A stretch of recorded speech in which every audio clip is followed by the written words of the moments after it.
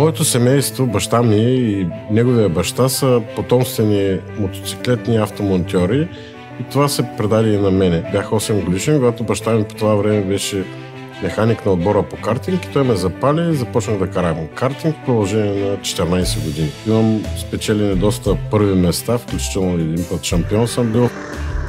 През 80-те години имах възможността да чета немска преса. Тогава за себе си разбрах, че BMW е марката, правеща автомобили с най-силно изразен спортен характер. Аз честно казано не съм си представил въобще да можем да се занимаваме с тези автомобили, но след 90-та година всичко това беше в един момент възможно. Проявявах желание и по-специално да стана дилър на BMW.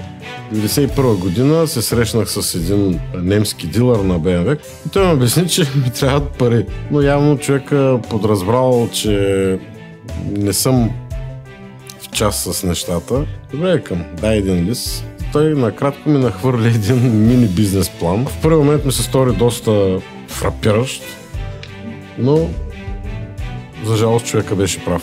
Това, разбира се, не ме отказа и започнах като приемчик, по-късно шеф-сервизна дейност. През 2002 година с сегашните ми партньори решихме да изградим ново дилърство. Днес аз съм управител на дилърство на BMW и съм горд с това.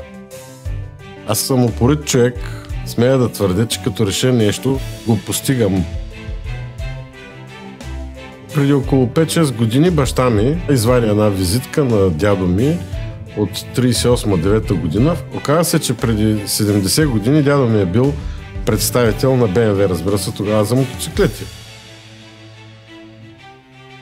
Синът ми, който в момента е 25 годишен, от 3 години е наш служител. И неговия живот е закърмен с BMW, така да се каже. Надявам се, че той ще поеме моя път в бъдеще.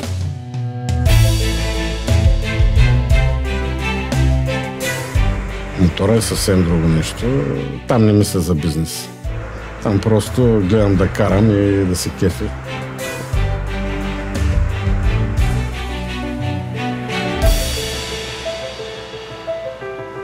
Аз съм Явор Чорбаджиев и това е моята история.